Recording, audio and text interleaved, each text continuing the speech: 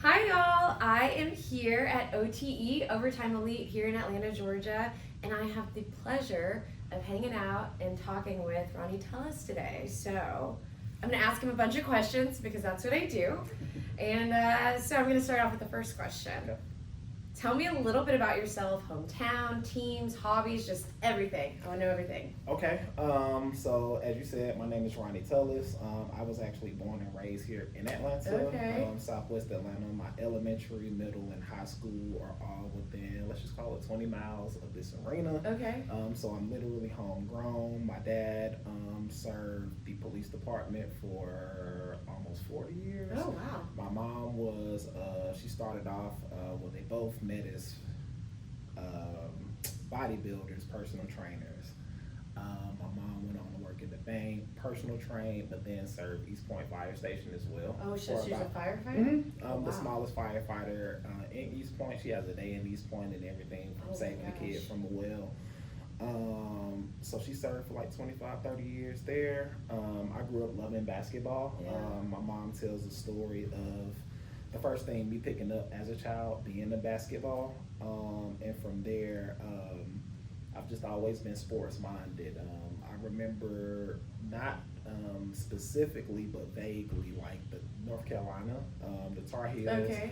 was the first team I remember just because of that blue. And then from there, my fandom went. So I grew up playing everything. I played basketball, baseball, I ran track. I said football. I ran cross country. I pretty much did it all. Yeah. Growing up, let's see. Fast forward, I ended up going to the University of West Georgia, Okay. where I thought I actually wanted to be a principal. Okay. You know, my mother has a very serving spirit. She was the type of person, or is the type of person, where if she sees a cat or a dog on the side of the street, she's trying to feed it, nurse it back to health XYZ.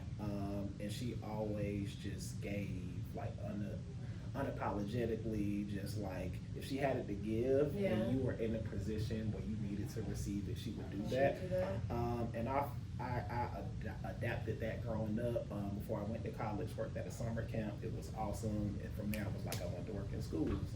Fast forward, my junior year, I was the student, like, front of the class, like, every time I'm engaging, making the teacher my best friend. My I can get favorite a little bit of student. lenient. I knew how to play the game too, as well. So, of course, but anywho, that one specific day, it was one day, I was actually a semester away from going into the classroom. Okay. Practicum, I believe is what Practicum, they call okay, it. yeah. And one day my energy just like wasn't feeling it. I sat in the back, like I was a little lethargic, like, and I was just contemplating life. That was my first time ever walking out of a class. I left the class. I just had like I don't know, a revelation. I dropped all my early childhood classes, went to my counselor at the time and was like, hey, like, I like sports. I thought I wanted to teach, but I don't see my impact being fully maximized in the classroom. So Yeah. what should I do? Boom, she told me about sports management, which I was then, 22 years old, and I was 10 years old when I found out sport management was a Yeah, thing. you're like on your way out, and then you're like, let me circle back. Yeah. And then I had to have a minor. So I heard the term marketing, but I wasn't like exactly sure what marketing meant. Or, but she was like, based on my conversations, you should go into marketing, and she couldn't have been more accurate. Yeah. So yeah, that started my sports career. And this was an advisor? This was my counselor. Okay, your counselor, okay. Who helped guide that decision. Where I first thought, of course, like going into sport management, you thinking I want to be a coach, I want to own the team, I want to own the team. Yeah. But then I got into my classes. I started volunteering. I started actually getting out there. Yes, you have to volunteer. Whenever I go back to students, I tell them it's better for you to get the experience now. Like, this is your trial period. Like, do as many things as you think you want to do, because you don't want to be the person that's 28, Yeah. you bounced around to 7 part-time jobs, and you still have no idea what it Yeah. is that you want to do. So college is the perfect time to do it for free, do it for a little change, sacrifice the spring break so that you know what your next 10 years are looking like versus like the other way around. Yeah. I know people that are still in part-time work purgatory where they just don't know what they want to do because they didn't properly invest the time in college to do that. So that is big advice. Definitely sacrifice that time. So yeah, then I went to the Falcons, which honestly was a very pivotal point in my life. Just those years working with the team from part-time working at the shops. Okay. I was there when Kaepernick beat the Falcons for the NFC Championship, and saw grown for the first time, like seeing grown men shop while like couldn't breathe, crying like, and the wife like get in the car like, hey, you know, like from that, I was there for that. I was there for 28-3. I don't want to talk about that much. That's still a very traumatizing time in my life. But yeah, growing up from here, working from the hometown team. Then I got outside of sport, which honestly was a very tough time for me in the situation in which I was working in hindsight. But then second underlying thing, which is don't let bridges that you could one day cross be bridges that you burn. That's great advice too. Just because the story of my life honestly has been me planting seeds, watering them along the way, and then being able to luckily come back and reap the fruit from like those seeds. And the networking that I've done, my job with the Falcons, I actually like would get blackout drunk, hang out with one of the people who helped get me the job. Yeah. I was working. Networking. There you go. Like however you got to do it. Drink with your people. That's the best way to know who people truly are. But anyway, we took classes together. Fast forward, I was working part-time at the shop. He was part-time as an inside sales rep. Okay. I saw him wearing a suit, made a joke, what do I have to do to work in a suit? He put in a good word for me. A few interviews later, we were working in the same office. Fast forward to all of my promotions that I got from, I was a pretty decent seller, but my superpower was being able to relate to people and make people feel comfortable. I can see that. Very engaging. Yeah, I would always lead in talk time or understanding like, hey, why are you looking to come to Falcons games, which I always attributed to me doing well, and also just moving up the corporate ladder with people understanding like, you know, having empathy for people, you know, and being in leadership positions in which I could help guide and inspire people. Let's see. I kind of lost my train of thought there. No, you worked there for 7 years. 7 years, which is a long time in sports, and it says a lot about you. And I mean, just the Falcons A and B group in general. I mean, that's such a distinguished, recognizable brand, and there's so many layers to it, from the Atlanta United to Mercedes-Benz. To the Falcons, to the PJ Superstore, taking golf lessons. Girls flag football, you know, flag football, was the person who really pioneered that, and now that is a Title IX sport in high school across the country. So being a part of, you know, the foundation that kind of helped lay that down too was actually pretty special. That is really cool. I mean, that's just so progressive for women and girls in the sport, and then we're gonna have it in the Olympics coming up. So, I mean, that says a lot right there.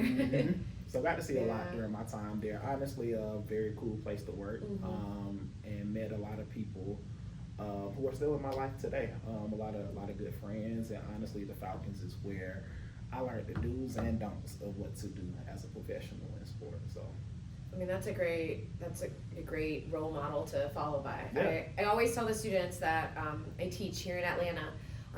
We have so many opportunities here, right? These amazing sport brands. So this is not what it's like across the country. So take advantage of these opportunities, meet these people, network. And I mean, the reality of the situation is, and I've received all my jobs from networking too, right? Because they're going to check your contacts. They want to know, are you a cool person to work with? And you really have to be able to hold your own. So work hard. I mean, party hard if that's what you want to do, but you got to bring it when it's time to bring it. So 7 years with the Falcons, and then after that, then you moved on to, you said you matriculated out of the so I got into, what do we want to call it? Let's just call it tech sales. With the company who was actually a partner of the Falcons. At the time, I wanted to move up the ladder, but with bigger corporations, the downside of working for a bigger company or a corporation like the NFL is that oftentimes your people at the top have been there for 10, 15, 20 years. They don't want to leave. They don't want to leave. Yeah. They're pretty locked in. They're good at what they do. For example, I believe the director of sales for the Falcons just recently left, but he was the sales when the Michael Vick thing happened. The Falcons lost 80 to 90% of their season ticket members. Like literally, you couldn't answer a phone call without somebody wanting to cancel their season ticket. So he was the person that literally turned around their season ticket fan base from zero. When Vic was there, they didn't have a sales team because he sold themselves. So people like that in that position, it's like, oh, I get it. Yeah, you need to be in that position. We need you. Yeah, you're our lifeline, literally. And it takes a long time to scale and systemize and duplicate those type of people, so that when that person does leave, somebody's next in line. But where I was, I knew that I didn't have 10, 15 years to wait to progress the way that I wanted to progress in the industry. So I made a move outside of the industry. Honestly, I chased the bag, which in hindsight wasn't the best move for me, just because I know my love and passion is in sports and in people, serving people. And I wasn't necessarily in the business of doing either. Alongside working in a very small company where my boss was really a seller too. Okay. And not really having the time or resources to really dedicate to teaching me something that was completely new to me. I had only sold sports, which was really more of a conversation on the phone. I'm talking sports with you. It was really an easy pitch versus selling something that I'm 100% unfamiliar with. To people that sometimes don't care about the things that I care about. So I'm really learning how to sell again. So really not having the help necessary to guide me through that transition. I felt a lot of imposter syndrome, just a lot of self-doubt, a lot of depression, because I wasn't really happy or, performing to the standard in which I'm used to performing at. And then luckily, I was talking about networking. That's where I lost my train of thought. One of my friends from the Falcons, who actually I didn't like at first, but we ended up, guys are very weird. You see the memes on the internet where the two guys will walk past each other at first, and then after the third interaction, they'll speak. And then by like the sixth one, they're like best friends. And then for like 20, 30 years after that, it's always a story like, we didn't like each other. And it's really just like guys, just egos getting in the way. But anywho, he ended up introducing me to this opportunity here at OTE. And every time I speak to him, I just say thank you. Just because these past going on 3 years have been the most fun that I've had in my career.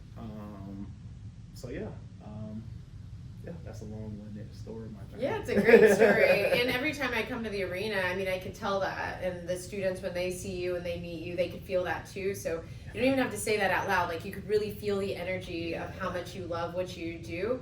So with all of that, right, sales, we talk about sales, and it's such a great entryway as far as if you want to get a job in sports. And I always say to the students, hey, if you can sell for a team that's losing, right, they want you on your team because you can sell a product that's not very good at that time. Anybody can sell a winning team, a national championship team, right? But that losing team, how do you sell that? And then to your point, right, going into tech sales.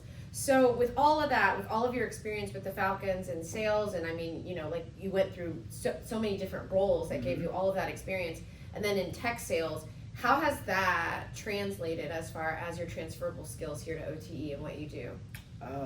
All of those things really just taught me, especially in my role here, just how to put people first.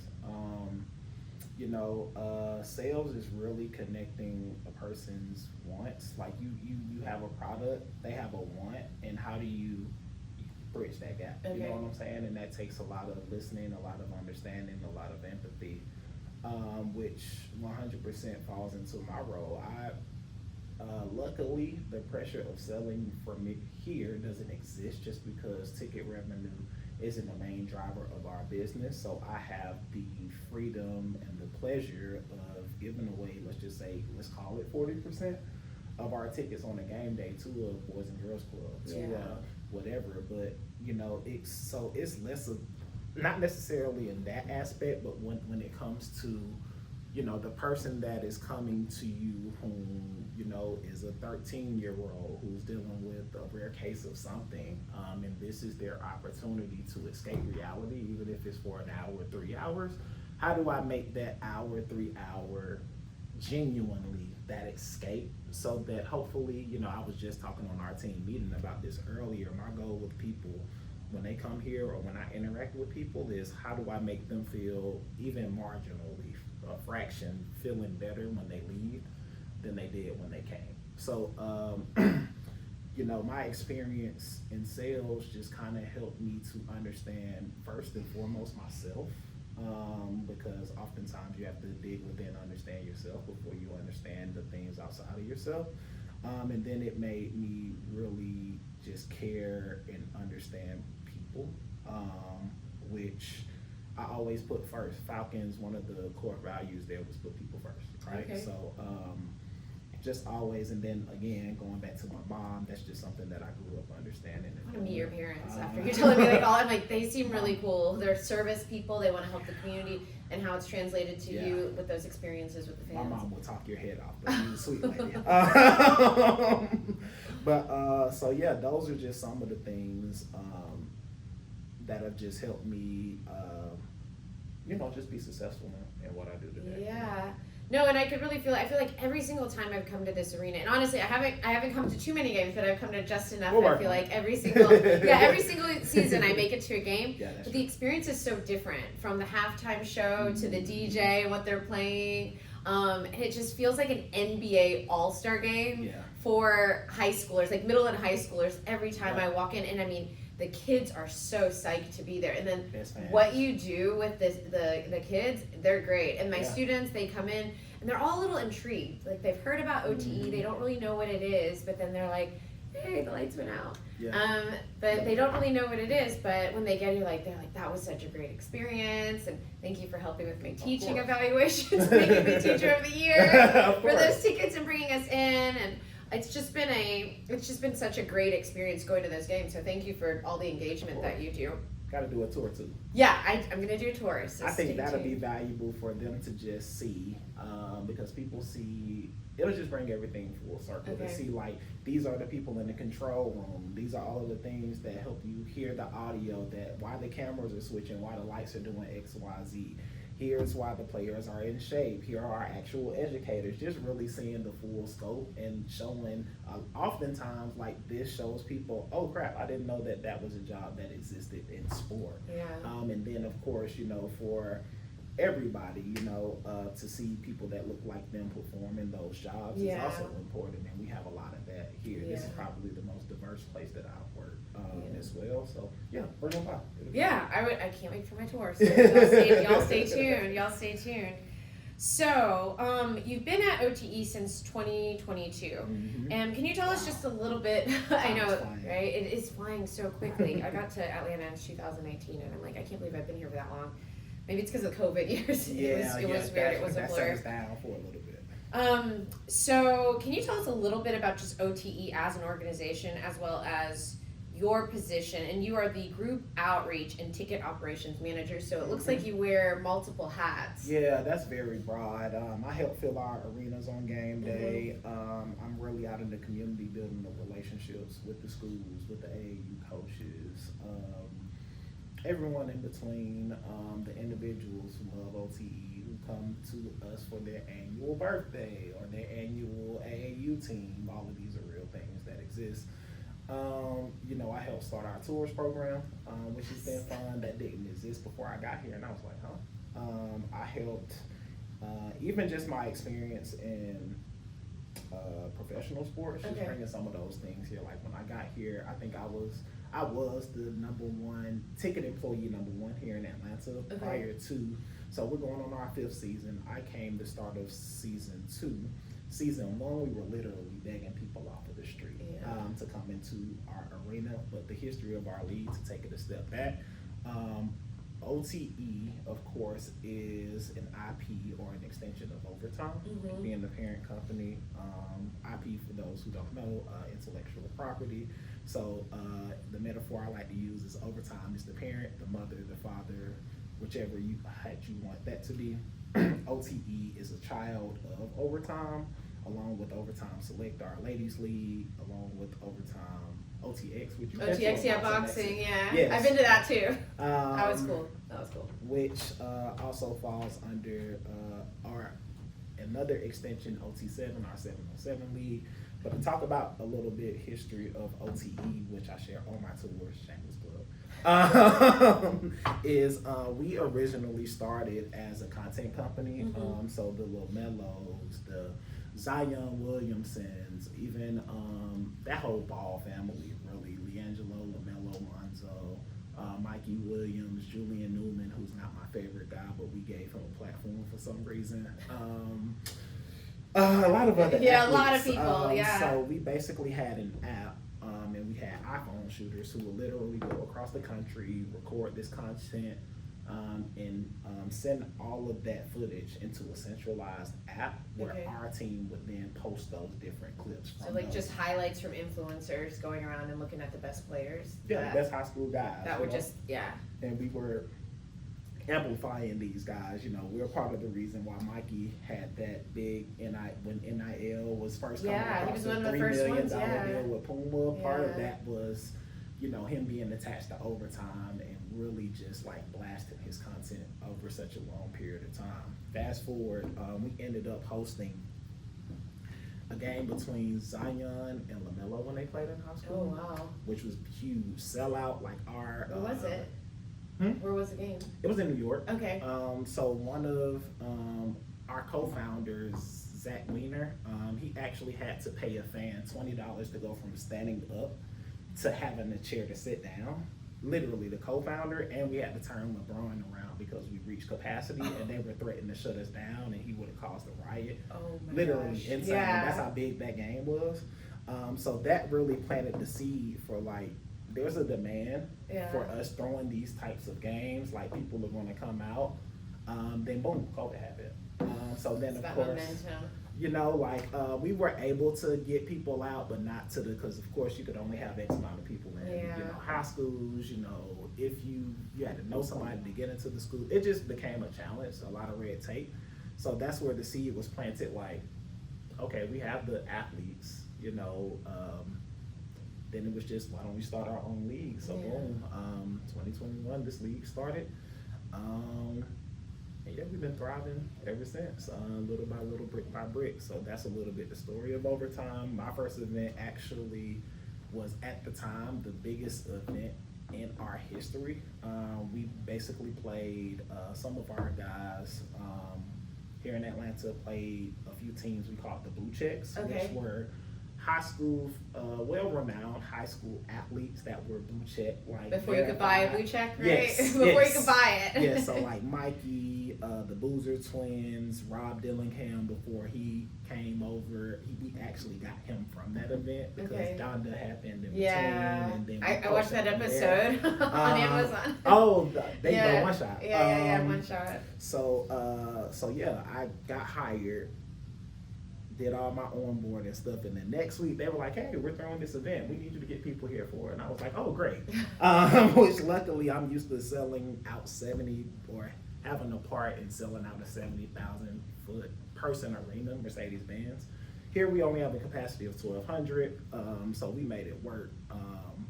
But yeah, that was my first event, and now knowing that we have access to over 300-400 groups that we consistently outreach and have a growing list of nearing 3,000 people who inquire about tickets to one thing or another. We just come such a long way since then. So. And you've built that from brick by, I mean, I was in Atlantic Station when you all were building this up, and I remember when Anna, so I met Anna, who's the director, and I met Anna actually when I was in Tampa, when I was teaching, and she was working for the Bucks, and then she knew I lived in Atlanta, so she's like, "Hey, I'm looking for a place to live, I have this job opportunity," so we went out to lunch, and she was like, "Yeah, I can't tell you about it yet, but I can tell you next week," and then she told me about it, and I was like, "That's so cool." She's like, yeah, it's really exciting because nothing like this has ever been done before. And just to be at the beginning of it and just to see it grow and what it's become and so quickly.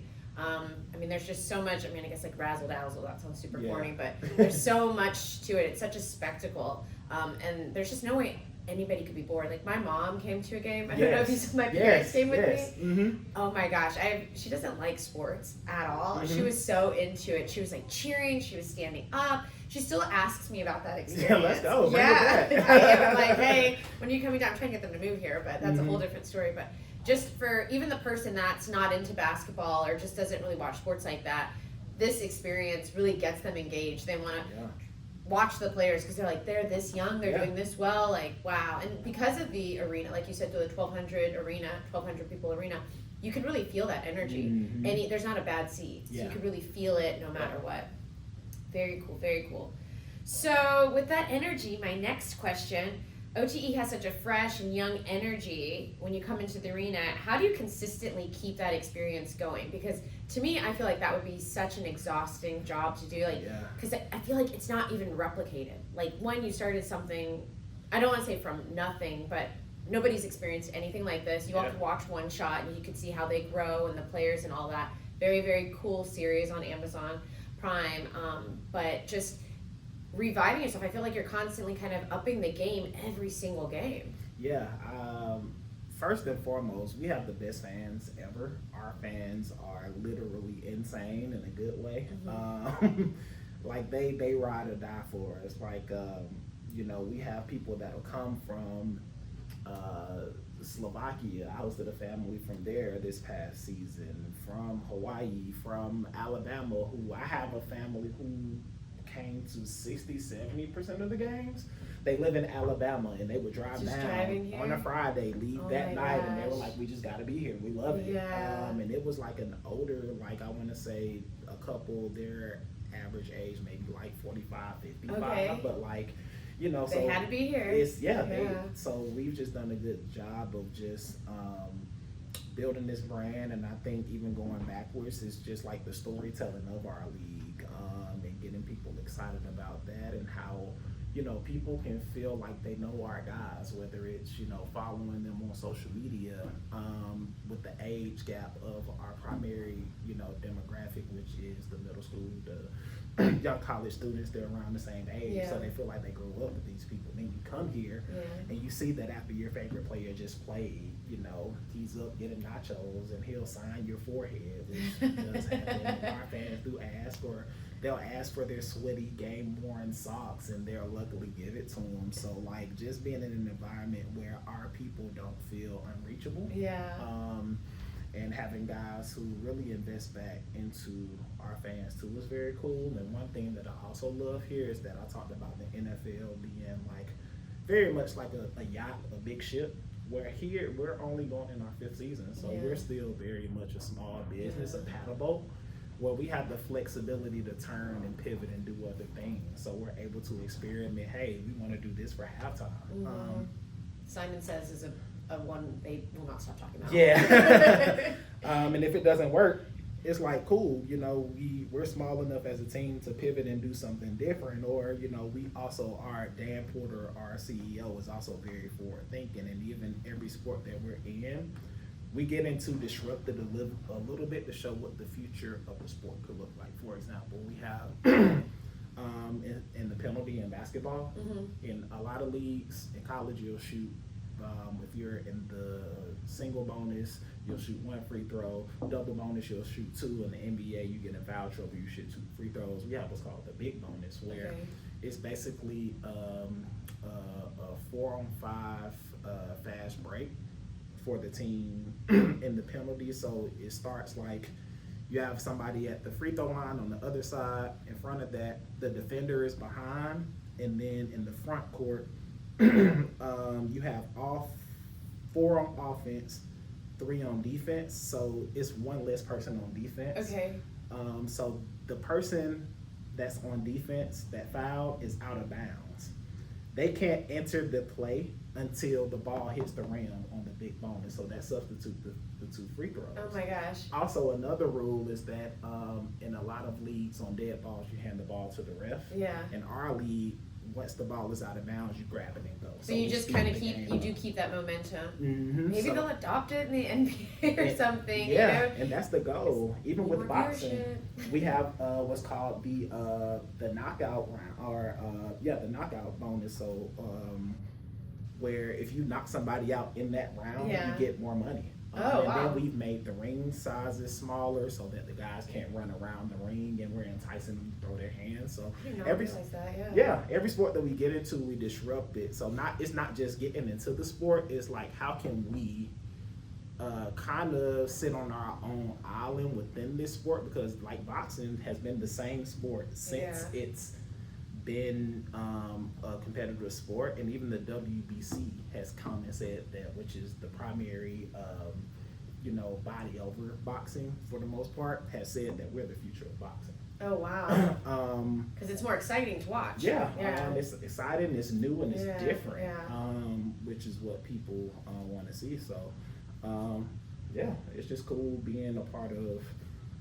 And to answer the question, we just have forward thinking leadership that kind of bleeds down, and we're always thinking like, all right, these leagues are doing this, how can we get ahead of this, how can we get ahead of that, and also how can we, while telling these school stories for our fans to get behind. Example, like the 6'7" trend, like our guy TK, the rapper Skrilla literally had to change the name of the song because it had gotten so popular with the 6'7" thing. Like, he had to make that part of the song because people were searching it. Like, his streams multiplied by like 10, and that came from one of our guys literally just being like 6'7", and it became one of the hottest trends on TikTok. Just being ahead of just things like that has just helped us to continue to grow and stay relevant with our demo. So leadership is so important, and the fact that you all are really willing to like push and see what works and what doesn't work, because I think good leadership, right, they let you take those chances, and if it doesn't work out, it doesn't work out. But bad leadership on the other hand, you don't get to take those chances because you're too afraid to do that. So I mean, your brand is really showcased because of that. And that makes me think of just another question off the top of my head. So is there anyone, I guess, here in the US or internationally that's trying to kind of replicate or do something kind of close to OTE? Like, I know there's like an IMG Academy, right? Where it's like the student athletes, and I've been there. I used to live in Tampa, Bradenton, all that down the road. And then there's different academies, throughout the country. But OTE, it's so new as far as, with the, hey, instead of, because you can't go straight to the NBA, right? You have to you have to go overseas or go to college, and then this is the other alternative option where you can get paid, and then you can get your diploma, and you guys do everything in-house. So is there are you seeing any other brands kind of trying to pop up and do something? I mean, I don't feel like anybody really could. Yeah, I mean, there are people who try to take bits and pieces what we do and make it applicable. One is the NBA, where they just trying to reach like a younger audience and do some of the things that we do. But I think it's hard just because we kind of stand alone, like, in what we're able to do, like on the media side, and then how we're able to bring it together, like with our sports properties. Like, it's just tough for people to replicate, just because like those things kind of could stand on their own, but then we bring them together to do something really cool. So I haven't heard of like, but we've also had NBA guys to come through and be like, this just happened recently. I won't say his name, but he was like, yeah, bro, we need to bring this whole thing down to Florida. So like people, and it's funny because like when we first started, people called us a TikTok league. People didn't take us seriously, but then we started putting the Amens, the Asars, the Alex Sars, or the Rob Dillinghams in college, and Big fan. I love he's a really good guy too. And now people have to pay attention to it, so which is also very cool. So haven't seen anything like it, but I won't be surprised. The best form of what is it? Flattery is imitation. So I'll be very surprised. I won't be surprised to see other places taking bits and pieces of what we do to try to make it applicable to them to have the same type of whatever. But I mean, you'll always have Sprite, and then you'll have your great value, lemon lime stuff. So like, we'll stand proud on being, the first to do it. So yeah. You can have the ingredients, right? But you can't always make the sauce. You can't make the sauce. You can't make the sauce. So you brought up, different points throughout, and you were talking about the TikTok league. Mm-hmm. So just about your relationship with social media and OTE's relationship with social media, how does that look on a, I guess, weekly, monthly basis? I mean, you all have One Shot that's on Amazon Prime, right? The TikTok, the Instagram, you're live streaming the games, the DJ, like all this stuff going on, the hashtags. Like I feel when I'm in here, I'm having to take notes because I'm like, I need to figure out my own personal brand, right? But that, I mean, essentially it birthed out of, right, social media and all that we were talking about with influencers. So with that, how do you kind of ramp it up with the social media too? Do you bring in more influencers, or do you, like, what does that look like? Our social media team is its own beast in itself. They've kind of, over the years, set the standard for what sports content should be, and they continue to just set that standard every single day. Before overtime, you will see the Ball is Life, you see a lot of other pages, and you don't see them as much because we've kind of figured out the sauce and we kind of run with it. But that team down there, I think the biggest thing that they do that is kind of attributed to the growth of our pages is really humanized our guys. Where it's not, again, like people feel like they know Jasper, people feel like they know TK, not just by what they do on the court, but because some of the things that we capture, while they're at lunchtime, while they're traveling, like next week they'll be going to Abu Dhabi and they'll be recording some of those things, and you'll get to see that. Like people feel like they know Romello. Like I've seen people see Romello and start crying because they think they know it. So experience. So I think that on top of, again, just not being afraid to take risk and do things that other people won't. Like those guys, like one of our guys, Wyatt, for one of our teams, the playoffs started. I'm a fan of this team, the Cold Hearts. He's the I like the Cold Hearts, Okay, like he's the admin for the Cold Hearts page. So the OTE and the 3 home teams, the Reapers, RWE, Cold Hearts, they're all here. Okay. That's downstairs. I'll take you to their office. The Cold Hearts were at the bottom of the standings to start the playoffs. Started the playoffs, he said, I'm living at OTE until the Cold Hearts get bounced from the playoffs. So he literally set up camp. Yeah, like his girlfriend would bring him supplies. Like he showered here, he ate here, he slept here. He would work. Was it a live stream the whole time? It wasn't a live stream. He would just recording. Okay. So he would literally be here all day, work a game, be up to 3-4 o'clock because he's on a social team, chopping up the content from that night, air mattressing either on the court and literally did that here for several weeks because we ended up making it to the second round, got bounced by the eventual champions.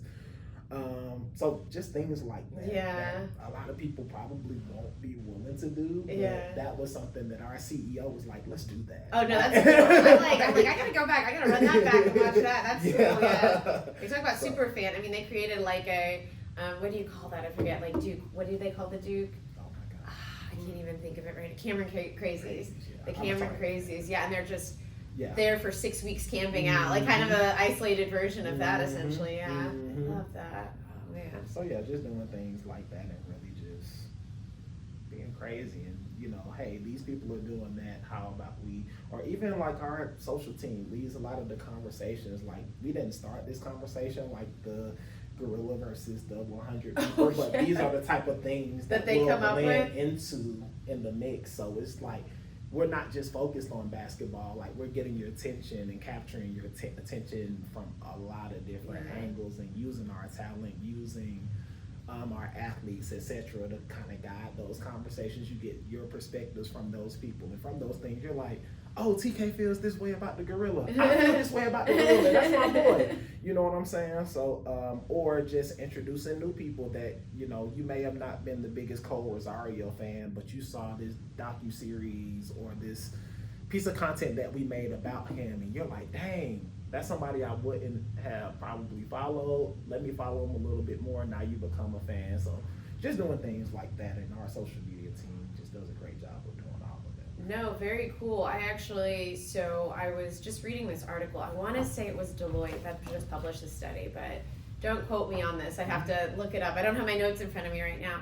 But they were talking about the way that we consume sports these days, and they were talking about, it was a gendered study, so looking at men versus women, and they were saying that women tend to, as soon as we watch a game, we get on our phones, we're on our computers, and we're on that Wikipedia page, and we're like, personal life, or who's wearing what, or doing things like how we engage, or what's their community outreach like, and automatically going to the Instagram, the TikTok to look at that.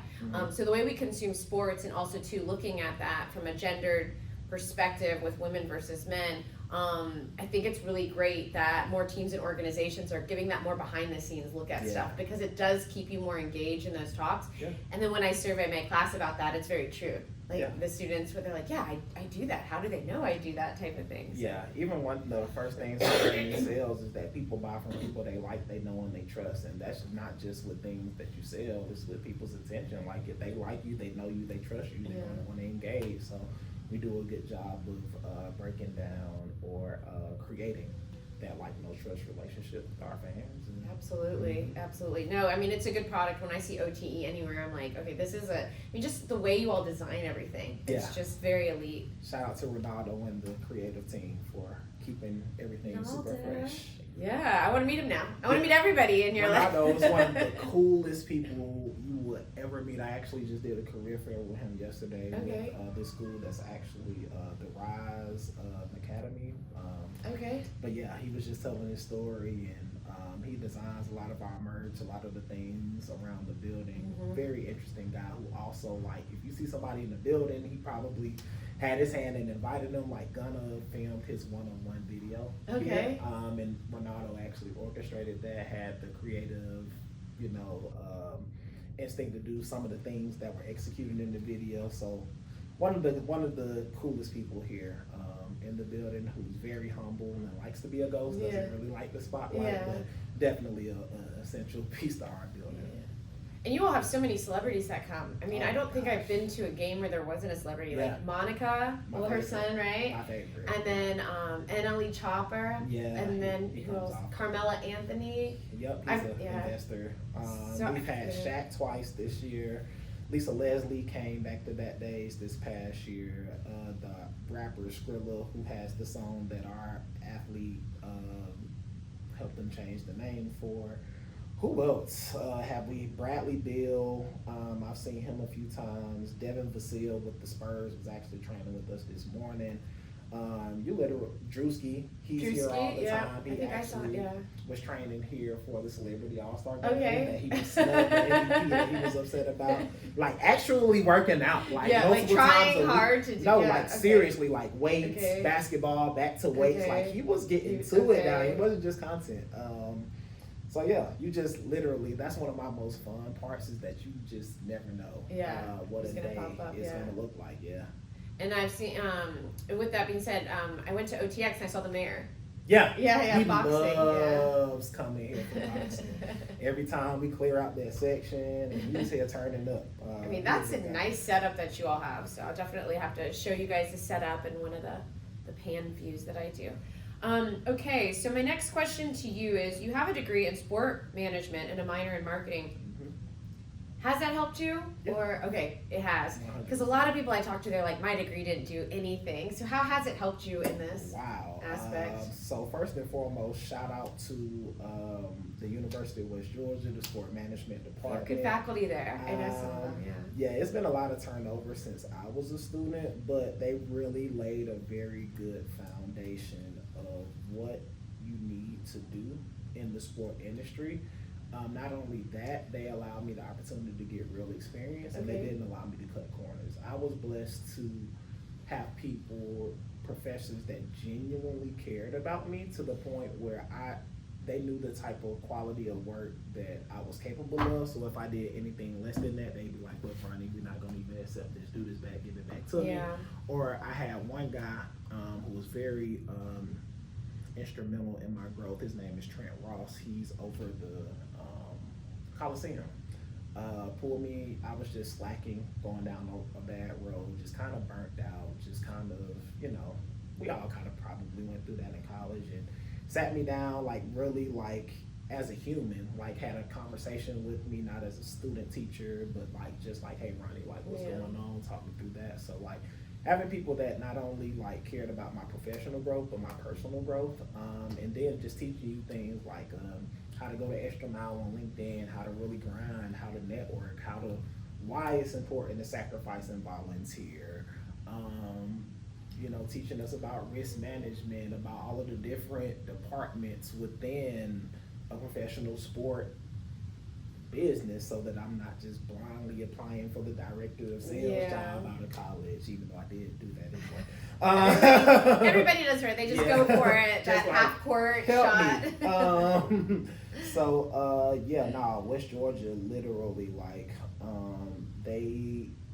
I felt that I left with a very good foundation, and I wasn't intimidated when I graduated. I felt like I was over prepared when I left West Georgia, and which speaks to them because I think I was maybe one of the first classes to graduate from that.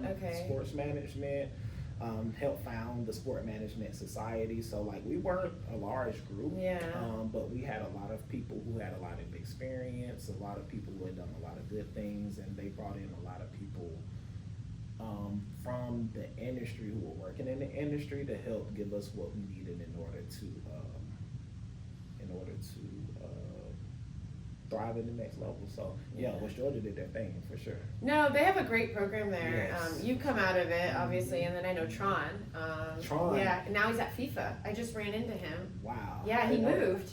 I didn't know that either. I didn't either, and I ran into him, and I was like, "Hey, let's catch up this week." He's like, "I don't live here. I work for FIFA now," and I was like, "Man, you have the best resume." I was like, "We definitely need to catch up now." Tron was the first person I met at my friend that I was telling you about, Tron came and spoke to our class. So my friend Kayla, Tyler, who was the person I made the joke to the suit about myself, were the only 3 people to go up to him after the speech that he had gave and was like, "Hey, what can we do to help you out?" Pretty much all of us, and then from there, like that was the seed, our foot in the door to continue to meet other people, grow. He gave us opportunities, and then we met other people who gave us opportunities. So literally, Tron was a very integral part I get chills in my sports career. So shout out to Tron. Shout out to Tron Stamper. Hope you're doing well, brother. Yeah, we love you here. We miss you here in the A. For sure. But the sports world, with that being said, is so small. It doesn't matter. Like, I grew up in Kentucky, and the amount of people that from programs in Kentucky to here to anywhere, people are doing big things. Like, I have a friend who I met in Kentucky, and he probably is going to be a GM soon in the NFL. Like, I would not be surprised at all. He's on his way there, and he was grinding, like, and we were there in the trenches together. Like, I don't know if I could do this. This is hard. This is expensive. Do I really need this degree? Do I really need to go to this conference? How are we going to get there? And we made it happen, I did the academic route. He went the industry route, and it's just so cool to see those people in your classes, or those people that you just meet out, that you have the same goals in life, that you just stay in contact with, and like how it manifests. Yeah, I have a lot of friends now whom I started the Falcons with. One of the guys, he's the director of sales with Atlanta United now. We started around the same time. I think the others, like managing the service team. I have the guy who connected me to this job, just took a director job with one of the third-party sales companies. I can't remember.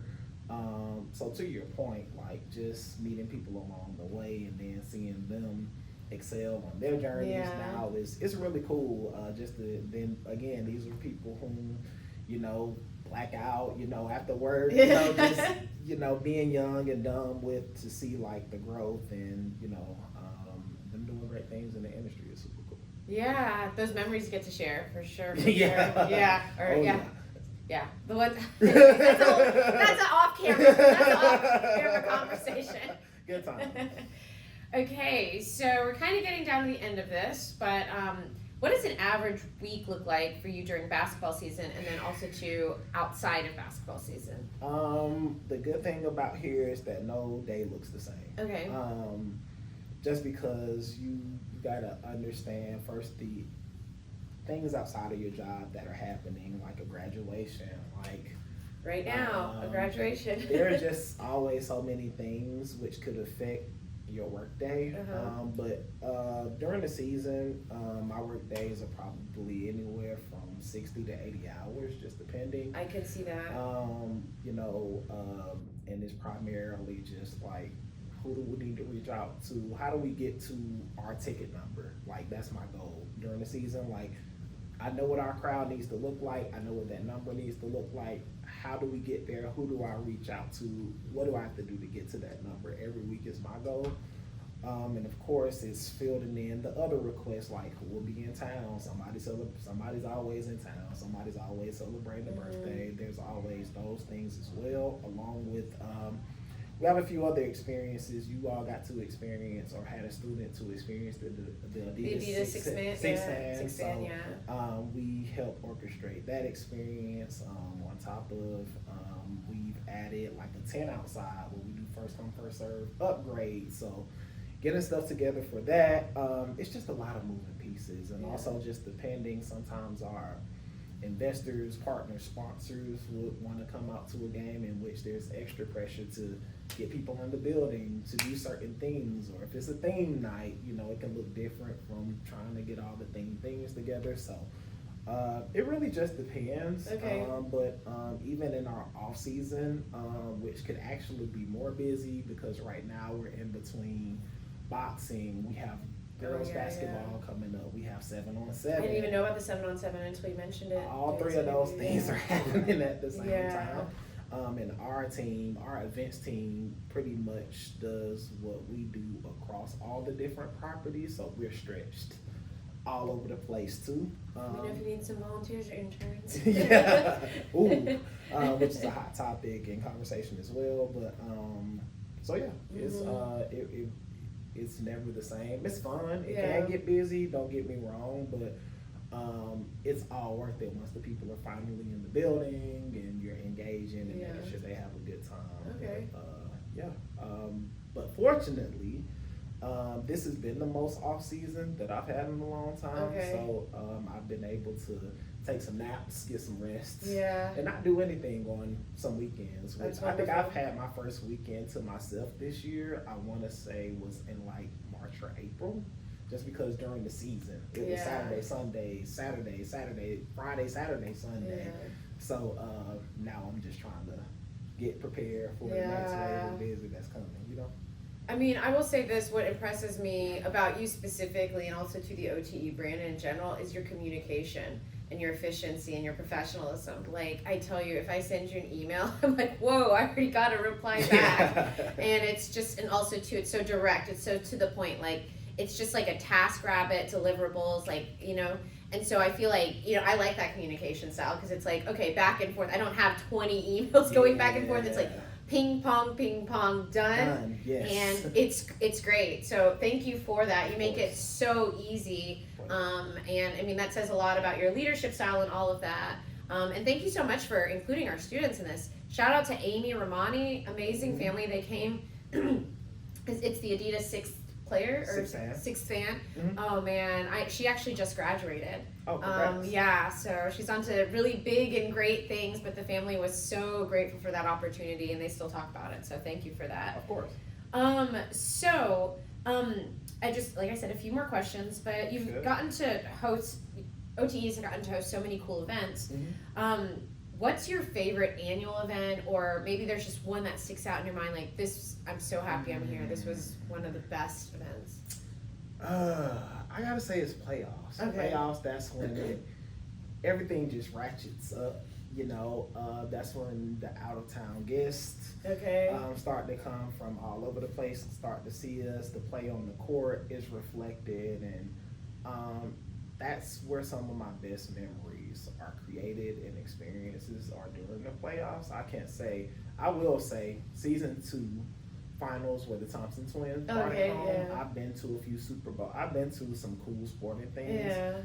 That series, even though the Reapers won 3-0, each game was a nail biter, buzzer beater, came down to the last few seconds. I would say that was one of the best top 5 sporting experiences I've ever had from, you know, the live action, the, you know, the crowd, the energy. Like, there were people that like cried at the game. It was so intense. Like, and then also just, Amanda Nassar going on to play in the league after that season, and people watching highlights on TV saying, "Oh, I see me right there." Yeah.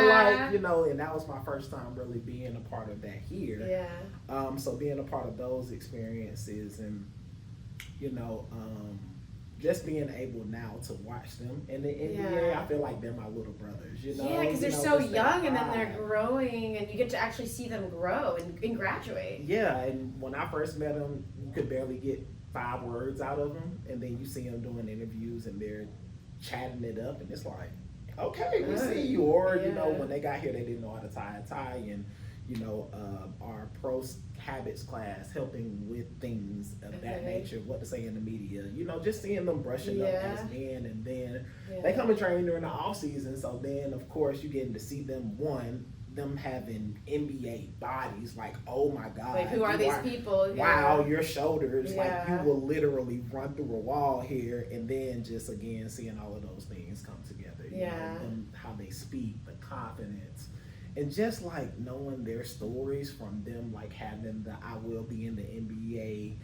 drawings that they had when they were 5 or 6 years old, to seeing them living that, and just seeing how hard they worked to get there. Like, they would be the people, they would play a game, and I would go downstairs, and right after, if they didn't shoot well, they'll be down there shooting. They literally slept in every room in this building, just didn't care about what iPhone they had, as long as they could watch YouTube videos of people they would one day play in the NBA, call and text. They were good. Just guys who really got it, super focused, and just, again, when they got it, like, those are 2 of the hardest working, focused young men that I've ever seen. So just having the pleasure, like, seeing them go through that to now living in, and then of course knowing them, like, they got there, but now it starts all the way over again, and they're trying to. And then having 2 of the best players in the NBA, Jalen Brunson, Steph Curry, say that the twins, respectfully, were 2 of the hardest people that have ever guarded me. It's just like, I take pride in that. Wow. It's super cool. You should take pride in that. I mean, and they were the ones that kind of started this. Yeah. Because they were here since day one. I mean, again, watch the series. It tells you a lot of the stuff. But one thing that's not in the series is that there was actually, year 1, there was a guy who, honestly, we thought was going to be like Luka before Luka, like overseas guy who was going to be the star of this league. The Thompson twins, they may have been like in the 80s to 100s in their class the first year they started. So we have this one guy who this league is built around, who's supposed to be the guy. These 2 twins that are scrawny, nobody knows.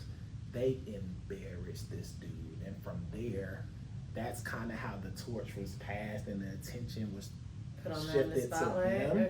I'm talking about, like, to the point where I think he's doing well. That guy's doing well. I hope he's doing well. I hope so too. But like, they completely, like, he was going to be like lottery pick, like top 10, to like him falling completely off to the next year. You start hearing their names in the top first round, top 20, top 10, to them going 4 and 5 in the draft. Is just like super crazy. There are a lot of cool stories, even with Eli. Like, there was supposed to be a guy and his brother who were supposed to have been in this league. They dropped out, and Eli, year 2, was the last person picked to join OT. The last person. Played a role with the Thompson twins. After that, the team moved, won 2 back-to-back MVPs, and won the championship on a buzzer beater style this past season. So just like, the stories within are super cool too. But I can talk over the stuff we don't see. Right? The stuff we do see looks pretty cool, but the behind the scenes sounds even cooler. So real quick. What is the best advice you have for the younger generation? Like, maybe classes to take, or skills to acquire, or communication, or just really anything. I mean, you've been dropping some gems throughout this whole entire interview, but just kind of a summation of it all. What would you say is the biggest takeaway? Like, hey, if you want to be in a position like me, this is what I would say to do. First and foremost, I think the first thing that I said is very important as far as like the experience. Like, if you're a college student right now, like, seriously, take the time, like, sacrifice the time. Like, you get what the traditional route is 4 springs. Sacrifice one of those springs. Like, plus things are getting strict anyway because people are acting crazy. Like, take one of those springs, take a week, take some of your weekends, and like have an idea of the route that you want to work, but also be open-minded to things outside of what you want to do. Because sometimes that'll be the thing for you. So I, recorded film, I work, cook-offs. I've done a lot of different things, and those things help. I met people, learned what they did and was like, no, I don't want to do that. Or, just went through the motions of like doing so many things until I finally found the thing, which at first I didn't think sales was going to be it. But then actually once I got it, I was the last person in my sales class to sell something. But you sold something. But I sold something, Yeah. and then that compounded. I was, again, like some of the seeds that I sold with my customers, it would be, I'll make this sale, but then they'll refer me to this person, to this person, to this person, to this person because of that. But anyway, to get back on topic, the experience is very important in networking. I wouldn't be where I am today. And networking isn't a one and done exchange. It's not like you buying this cell phone. I pay my money, I got this thing, I'm done with it. Like, it's very much like a garden. Like you sow a seed with somebody. If you don't water that, it won't grow into anything. It'll just die right there. So people think networking is going to an event, getting somebody's information. I have over almost 10,000 contacts in my phone. So like, and oftentimes, like within a certain period, if your contact in my phone doesn't have a purpose, I'll delete it because like it's. Yeah.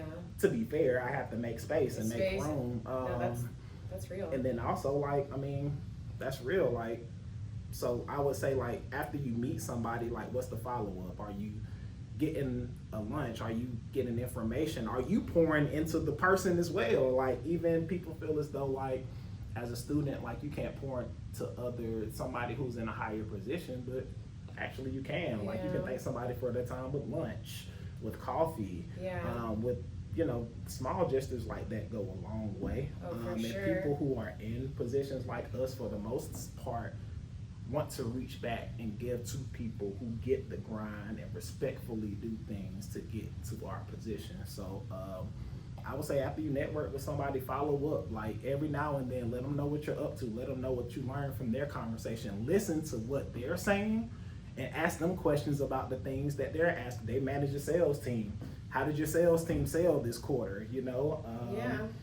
Really, really create a like, no trust relationship with the people that you're networking with, your goal being you'll want your name mentioned in rooms that you're not in or rooms that you're not able to get in at the point. If your name is being dropped in those type of rooms, then you're networking correctly. You're doing something correctly.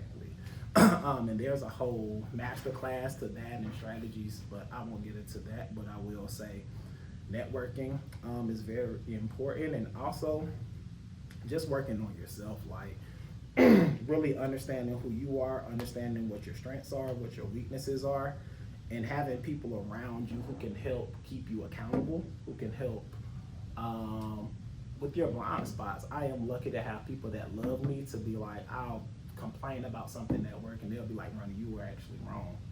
Or Ronnie, I know you said X, Y, and Z, but here's what you can do to improve upon that. And I'm also very real with myself as far as taking accountability for things like that. And bosses and stuff, they really appreciate that when you're able to, hey, I messed up, I did that wrong, or you're able to be in the front of that, or you're just able to look within yourself to better yourself, which is, I take mental health and just personal development very seriously, because you'll never make more money than what your self-image can handle. You know what I'm saying? Like if you only believe in yourself up to a certain point, that's what you'll make, or that's what you'll strive to be.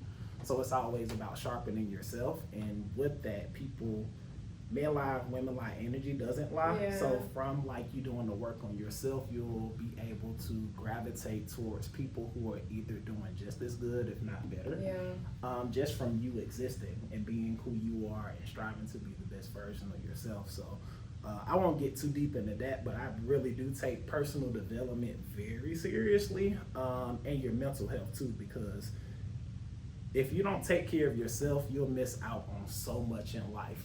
Or you just don't know how to. Life is hard. Let me say that. I understand. I'm empathetic, sympathetic to what life can do to people, and the effects of those things. But at the same time, you have to be in a position to where you don't allow the last experience, the last thing, to deter you from the thing that's 5 chess moves ahead. For example, you allow a conversation at work, you have a bad engagement with your boss, but you don't know that your boss was about to plant a seed that you're going to be next up for a promotion. Yeah. But because you had one, and That's you could do a good. bunch of good work, a bunch of good Yeah. things, but literally sometimes all it takes is one bad thing at the wrong moment that could literally shift things negatively for you in the long term. So, or even, just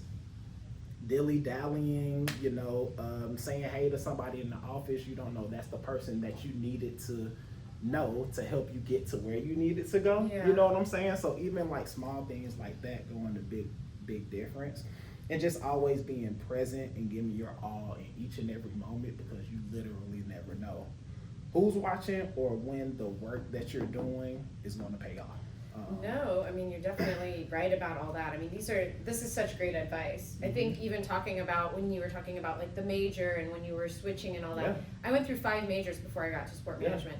Did I think I was ever going to become a professor or anything like that? No, I went in the same way, AD, GM, agent, something like that. I was trying to explore it, and then I realized like I can combine all the things I love being a professor, and you were able to help that translate. And I think you made a really good point too about the accountability piece, and also too with that the feedback, just you willing to take feedback. So Yeah.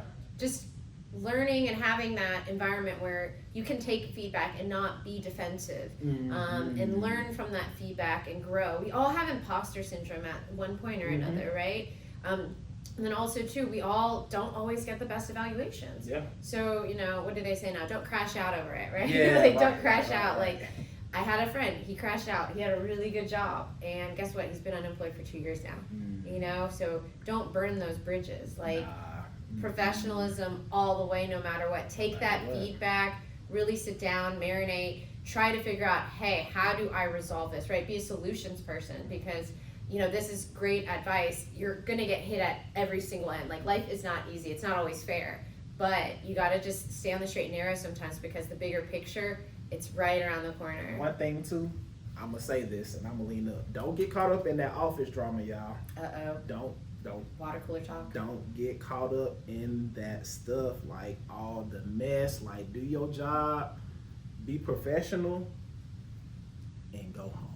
Like, in some instances, you will build villages, but just be very cautious, because like one interaction, one piece of gossip, like choices and consequences, you can choose your choices, but you can't choose the consequences. So just know, like, every choice has a consequence. So like, be very, very, very, very careful in the workspace.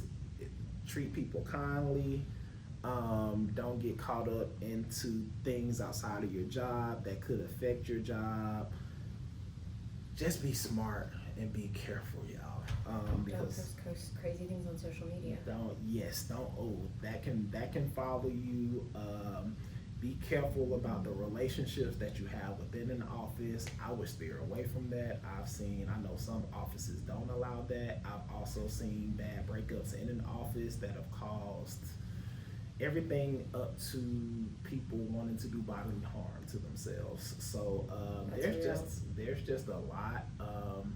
I would just kind of narrow that to just being very aware of your surroundings, and just remembering that you can choose your choices, but you cannot choose your consequences, and to be a professional. Like at the Falcons, some things like fanning out, like taking pictures of celebrities or being in places that you're not supposed to be, like they would literally, there were cameras everywhere, Mercedes-Benz cameras you probably didn't think were actually cameras.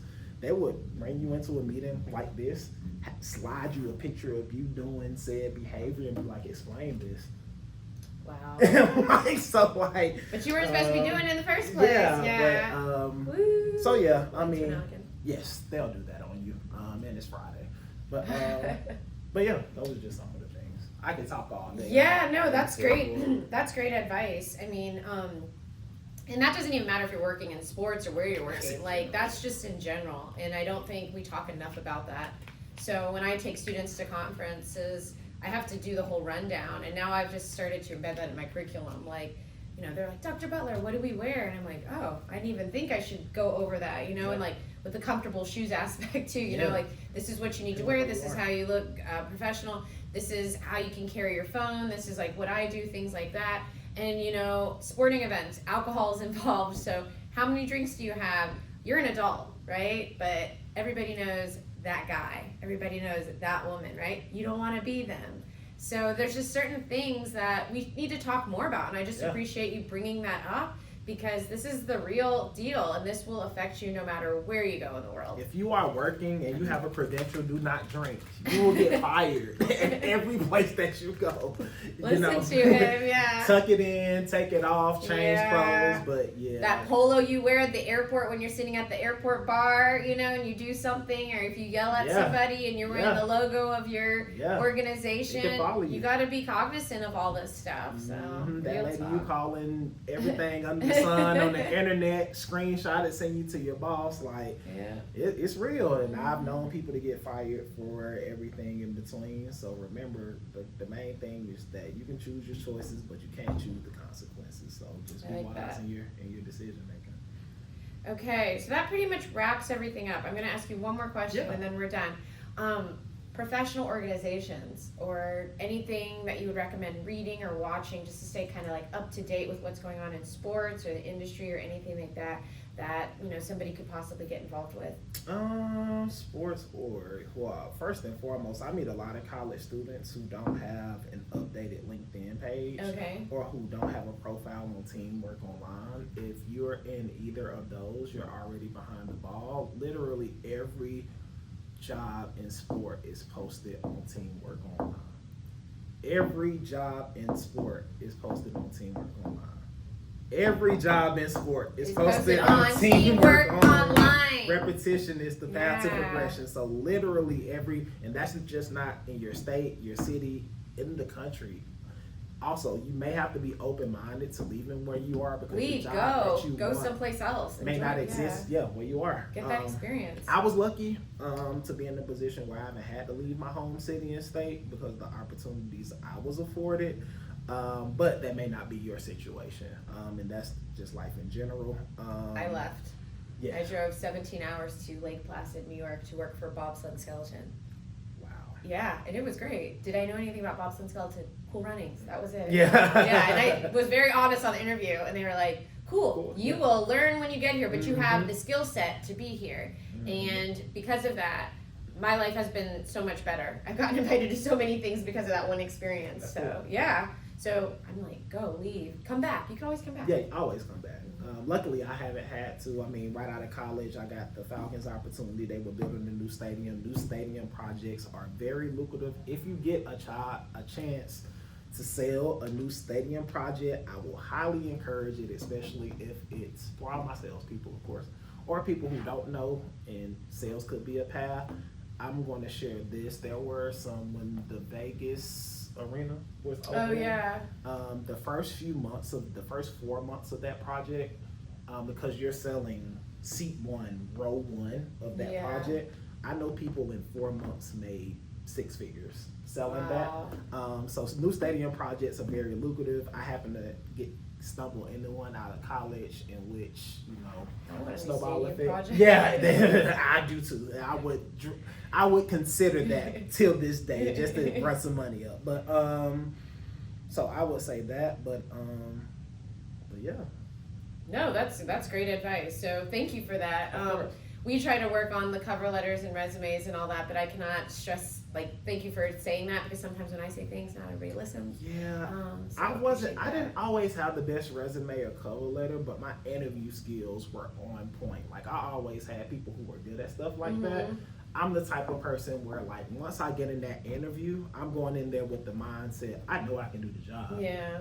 I'm really interviewing you to see if I like you. Ooh. And it should be mutual. Like, Yeah, we're really, an that's interview true. is really seeing if we like each other. Yeah. Like, and this sheet of paper shows that I can do the work and I'm qualified to do the work. But the main goal, because I've been on both ends of an interview, if the person doesn't like you and they don't feel like they can work with you, they really don't care what you have on that sheet of paper most of the time. So I typically focus, now am I saying, but you can also get disqualified because you have people who have the personalities where if your period is not in the right place, if the spacing is off, they'll throw your resume in the trash. I mean, you get so many resumes. Yeah. So people want any excuse just to toss them out sometimes. Exactly, which people are looking for, like, example, like our recruiting staff, sometimes they go out and recruit and they're like, okay, we kind of like this guy, but why wouldn't we sign this guy? So looking for a reason to mark you out, so people at jobs do the same thing. But I would recommend, just, if I had to choose, knowing what I know now, I would still choose to have stronger interview skills, just because, like, I can't remember a job I've interviewed for that I didn't get. That I wasn't offered. I've turned down jobs, but once I've gotten into an interview, there hasn't been a job I interviewed for that I wasn't offered a job for. You're lucky. I got rejected. Luckily. I got rejected, yeah. Luckily. Sure. So yeah, I think that's very important. And yeah. I got rejected actually from Chick-fil-A Bowl. Really? Yeah. And this is what I did, but I don't know if I would recommend doing this. I called them and I was like, why didn't you pick me? Yeah. I want to know. And they straight up told me. He was like, it was between you and one other person, and the reason you didn't get it is because you don't have football experience. And I was like, no, that person should have gotten it. They're like, you checked all the boxes, but we needed somebody that had experience working in football. And so that was it. And so then I learned that, and I was like, okay, now I need to go work in football at my athletic department. So getting that feedback, honestly, it's good to know. And I wanted to know. So I asked them, they gave me the response. There's nothing to be mad about, because I did ask the question. But I wish that all interviews would actually do that, just to say, hey, you didn't interview well, or you didn't have this, or you need to sharpen up these skills, because it'll just help you in the long run. And so I'm actually still cool with the guy that didn't hire me, because, you know, we're both working professionals, and guess what?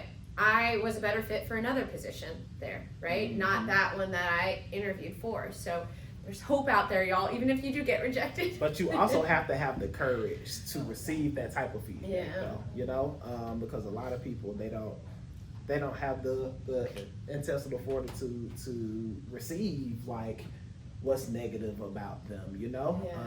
Again, being teachable, being coachable. So, like, you have to, like, put your big boy pants on, big girl pants on, and be able to receive. Which, honestly, it's not a no, it's just a redirection, you know? No's are, what we learn in sales is no means next opportunity. So it's taking, it's taking that feedback and saying, okay, it's not the fit here. There are billions of other jobs. How can I take this feedback in? To your point, it was, you knew you wanted to be in football. You were missing this one ingredient. I was missing football. Let me go to the big ingredients. You know, you're making this play. Oh, I'm missing this ingredient. Let me go get that ingredient. Go back and cook this up again. So it's really just the same thing over and over again. So. Well, I've really enjoyed speaking with you today, and I know they're going to absolutely love this. So thank you so much for just taking the time. I know you're super busy, so I appreciate this. No, thank you for asking. You know, I'm pretty sure, I know that you're connected with a lot of people in sport who could have also added value, but chose to interview me at good old OTE. So thank you. I hope this is of value to each of you, and if there's ever a way that I can help you all on your journeys along the way, whether that's advice, coming out to a game, whatever it is, feel free to reach out to Dr. Butler, and I'll be happy to assist you all how I can. Network is your net worth, so make sure that you all are communicating, reaching out, all that. So thank you. Cool. Have a good one, everybody.